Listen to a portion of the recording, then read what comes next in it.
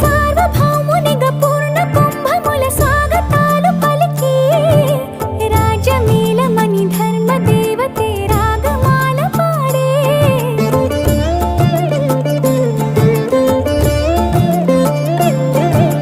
నాలుగు వేదములు తన్మయత్వమున చెలగి మారు మోగే